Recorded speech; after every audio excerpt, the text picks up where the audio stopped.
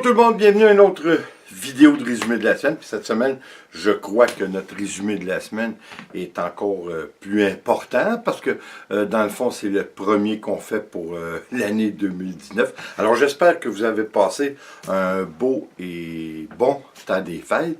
Je crois que c'était spécial. Hein? Quand on regarde ça avec du recul, hein, quand on est dans la cinquantaine avancée, on regarde ça avec le temps qui passe, 2019.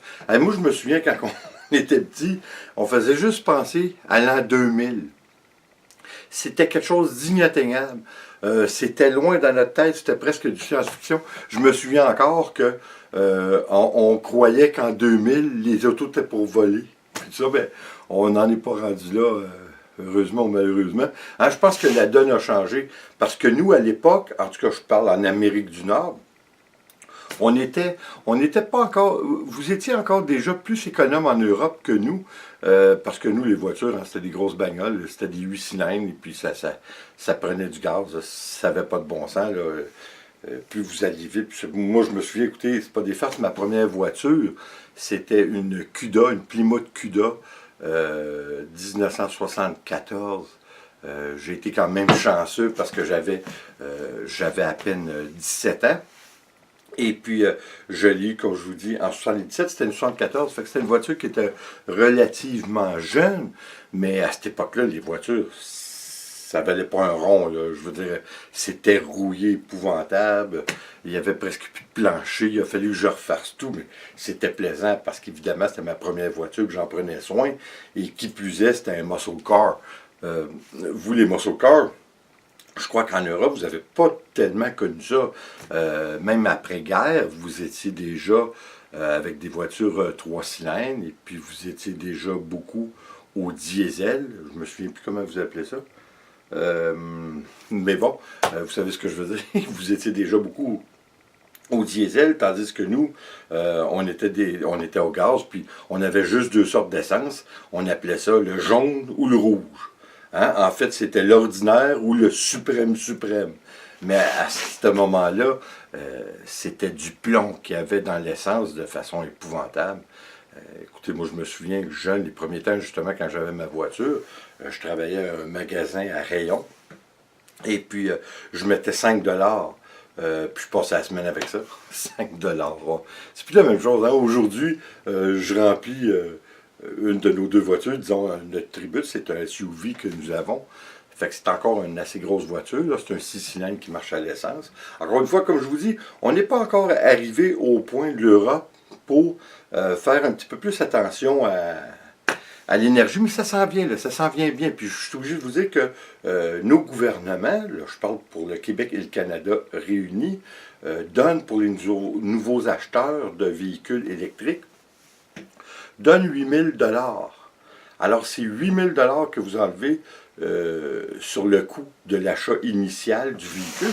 C'est très, très intéressant. Écoutez, ça fonctionne tellement qu'ils disent que le fonds qu'ils avaient réservé, qui était plusieurs millions de dollars, qu'ils avaient réservé pour ça, explicitement pour ça, est en train d'être réduit à rien. Alors, on ne sait pas ce qui va arriver. Est-ce que ça va continuer? Je pense que le programme qu'ils ont fait justement pour inciter les gens à aller vers l'électrique a tellement été bon qu'il ne restera plus d'argent dans pas long. J'ai un de mes amis, justement, un de mes amis qui reste en face de chez moi, Richard, il a acheté une voiture qui s'en vient, là, je crois que c'est de Hyundai. C'est un Kona. C'est nouveau, c'est tout récent, mais écoutez, c'est déjà rendu à, je crois que c'est 500 km. Les batteries vont faire 500 km. Ça commence à être intéressant. Parce que moi, déjà, je pensais cet été d'acheter un véhicule électrique. Ce qui m'empêche, je vais être bien franc avec vous, c'est que de un, je ne veux pas avoir de dette. Alors, je veux le payer comptant.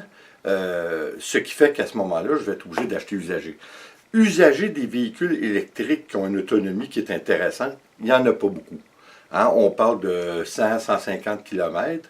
Pour avoir un prêt abordable, là, moi je vous parle aux alentours de 10 000 $, fait que on peut parler à environ 17 000 €.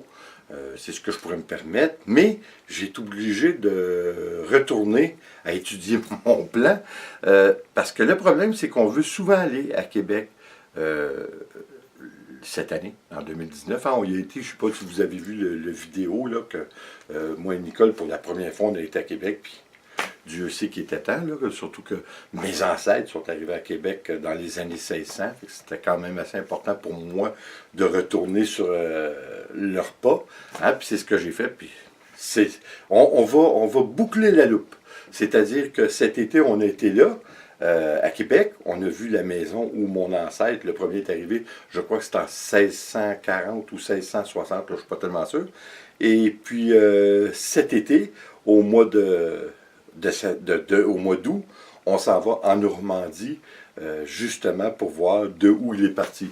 Fait que c'est bien, hein? On va vraiment, comme je vous dis, on va boucler la loupe, là. On va voir, on a commencé à l'envers, par exemple, on a vu où il est arrivé, puis là, on s'en va voir d'où il est parti.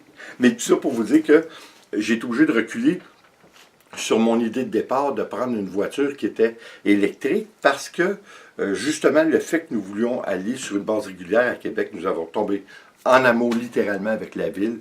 Écoutez, c'est comme retourner dans certains pays d'Europe.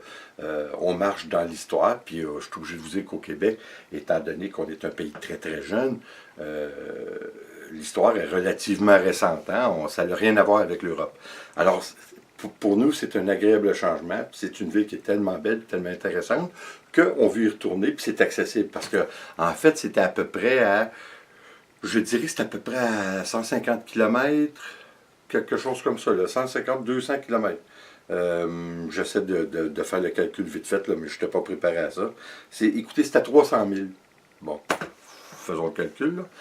C'est à 300 000 de chez nous. Mais comme je vous dis, c'est extraordinaire. Mais encore une fois, le véhicule électrique que je pourrais me permettre ne nous permettrait pas d'aller à Québec one shot. Hein? Sans escale. On pourrait pas y aller sans escale. Alors, c'est ce qui me remet en question un petit peu. Alors, c'est à ce niveau-là que plusieurs d'entre nous sont encore réticents d'aller vers l'électrique, qui est abordable, parce que, oui, le gouvernement donne 8 000, mais des voitures qui sont bien électriques en ce moment jouent entre 40 000 et 50 000 ce qui est énorme, là. Ce qui est beaucoup, là. Surtout quand on ne veut pas s'endetter. C'est pas pareil, hein, quand on est jeune, puis on a 20 ans, puis on a 25 ans, 30 ans, aller voir, et puis qu'on a un bon boulot, ben c'est d'autres choses. Hein. Je l'ai fait quand j'étais jeune, sauf qu'encore une fois, moi, lorsque j'avais 24 ans, on a acheté notre première voiture neuve, qui était une Camaro. Alors, c'était 8 cylindres, c'était un gros guzzler qui prenait autant de gaz, puis qui, malheureusement, a fait beaucoup de pollution. Mais à cette époque-là, on n'était pas conscientisé. Hein, on n'était pas conscientisé sur les effets sur la planète, de la façon dont nous vivions, toutes les conséquences que ça avait sur la planète. On n'était pas conscientisé vers ça.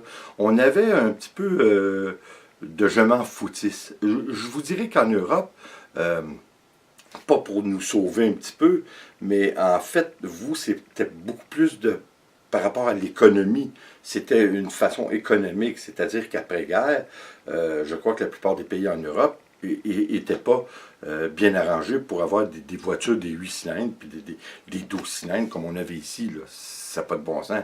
Alors, vous étiez déjà, par la force des choses, un petit peu plus conscientisé.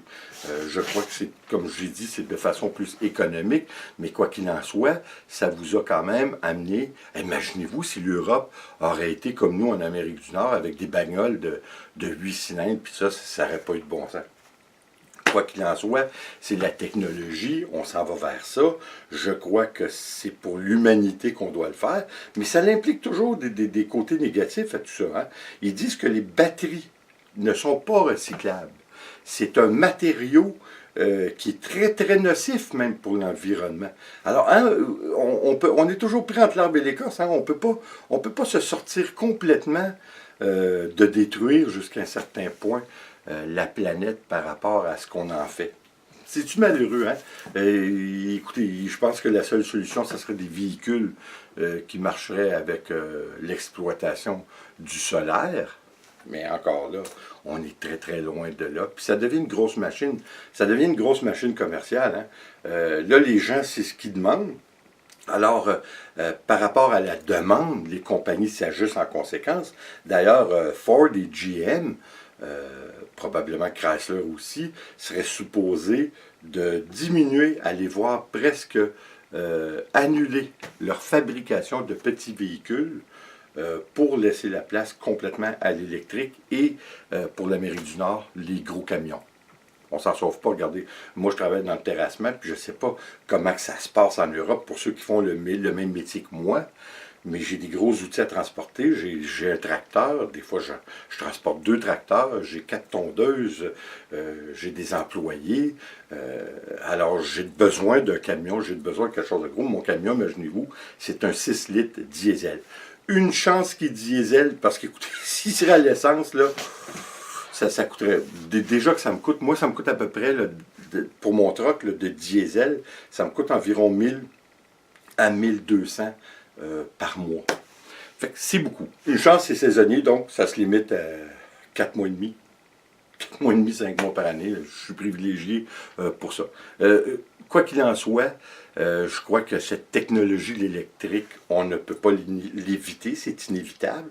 On s'en va vers ça, mais encore une fois, il va y avoir des conséquences. Puis une des premières conséquences, c'est que nous, on se pense bien fin dans tout ça là, pour sauver pour l'essence, hein, passer un petit peu à côté des stations d'essence, puis hein, on se comprend. Ça serait-tu le fun de passer à côté puis dire I don't give a... Mais qu'est-ce qui va arriver avec tout ça? Est-ce que j'ai besoin de vous dire que les coûts d'électricité vont augmenter de façon extravagante? C'est sûr, ça c'est déjà facile à prévoir. On n'a pas besoin d'être un Nostradamus pour le prévoir. Hein? Écoutez, s'il faudrait que, de toute façon là, s'il faudrait que demain matin, tous les véhicules à gaz sur la planète disparaissent, puis qu'on n'a seulement que des véhicules électriques, ça ne fonctionne pas. On n'a pas assez de centrales électriques, on n'a pas assez d'hydroélectricité, on n'a pas assez de nucléaire pour fournir toutes les voitures qui seraient à l'électricité. C'est pour ça que je vous dis qu'à long terme, ça règle des problèmes, mais ça va en créer d'autres. Surtout que la plupart des centrales électriques aujourd'hui dans le monde, si on parle de façon globale, ça fonctionne au charbon. Le plus grand pollueur de la planète. Puis, il y a beaucoup de gens qui ne savent pas, mais même aux États-Unis, il y a plus de centrales au charbon que n'importe quoi d'autre. Puis on dit le nucléaire. Le nucléaire, il y a des conséquences aussi à ça. Là. Fait que, je veux dire, encore une fois, il n'y a pas la solution miracle. Oui, ça serait d'exploiter l'énergie du soleil, mais on n'est pas là. On n'est pas là, malheureusement, puis qu'est-ce que vous voulez qu'on fasse? Je ne sais pas ce qui s'en vient. Je vous dirais d'un côté, oui, il y a des effets néfastes aux batteries, parce qu'ils ne se recyclent pas, encore une fois, puis c'est des produits qui à l'intérieur qui sont très polluants et puis qui vont rester à vie polluants. Mais encore une fois, c'est probablement beaucoup moins pire que les voitures à gaz, au pétrole. Hein? Ça, c'est un polluant, ça détruit la couche d'ozone. Assez, c'est assez. Là, OK, vous allez me dire, on va déplacer le problème, mais peut-être qu'en attendant, on est mieux avec le problème des voitures électriques que les voitures à l'essence. Je le crois, espérons. Et puis, écoutez, là-dessus, je voulais aussi vous dire, encore une fois, on a passé un beau jour de l'an. J'étais pour vous filmer parce que, vous savez, le premier de l'an, nous avons reçu la famille, des amis. Malheureusement, encore une fois, je voulais filmer la préparation et le produit final du porc effiloché que je fais dans mon barbecue. Je l'ai fait pour la première fois. J'ai fait aussi de la dinde fumée, ainsi que mon porc effiloché qui est du porc fumé, des épaules de porc, ce qui est, comme je vous ai déjà dit, ma technique suprême. Hein? Je suis reconnu pour mon porc effiloché. Malheureusement, vous savez, quand on est pressé, on a commencé le premier. D'ailleurs, je suis obligé de vous dire qu'on a été fêté chez un autre voisin la veille jusqu'à 2h30 du matin. On était assez brûlés, surtout qu'il fallait que je me lève, il fallait que je parte le poêle. Mon fumoir, il fallait que je le parte, je mette le bois, que j'allume le feu, puis ça, il fallait que je le parte à 9h le matin, le lendemain matin. Alors, je n'ai pas besoin de vous dire qu'on était assez brûlés. Alors, je me suis dit, hein, la vidéo, là, ça me tentait plus ou moins. Puis je dois vous avouer que c'est pas tellement non plus parce que ça me tentait pas, comme je l'ai tout simplement oublié. Alors je vous montre quelques images, sont vraiment pas grosses. Mais oui, effectivement, le premier de l'an, la température était merveilleuse. On a eu du très très beau temps. On ne peut pas avoir été aussi choyé. La veille, imaginez-vous qu'il faisait, je crois qu'il faisait 0, des fois +1, dans la nuit, là, aller jusqu'à 2h30. On a eu autant de neige qu'on a eu de la pluie battante. Imaginez-vous, on était tout autour du feu, mais c'était tellement agréable. On a mangé du sucre à la crème, on a pris un petit verre, c'était vraiment agréable. Je pense que c'est ça le temps des fêtes. Étant donné que c'est plus tellement religieux pour nous, c'est agréable d'être entre amis et de partager des bons moments. Je crois que c'est ça qui est important durant le temps des fêtes. Alors écoutez, là-dessus les amis, merci d'être là. J'espère qu'on va se revoir de façon régulière en 2019. J'espère que le tout va se faire dans la santé et la joie, évidemment. Je vous souhaite à tous, encore une fois, comme je l'ai dit, je renouvelle mes vœux de vous souhaiter la prospérité et la santé. Et puis, évidemment, j'espère que vous allez être plus nombreux à nous suivre et à partager nos expériences. D'ailleurs, vous savez que j'ai tombé pas mal dans le... je suis comme Obélix, mais plutôt que d'avoir tombé dans la potion magique, j'ai tombé dans le fluorescent dernièrement. Alors, dans les prochaines toiles que je vais vous montrer, il va y en avoir beaucoup avec du fluorescent. Attendez-vous-en. Alors, écoutez, là-dessus, merci d'être là. Je souhaite de vous revoir jour après jour. Et puis, comme toujours, alors s'il vous plaît, abonnez-vous, laissez un commentaire et partagez. C'est toujours apprécié. On se revoit au prochain vidéo. Attention à vous. Ciao.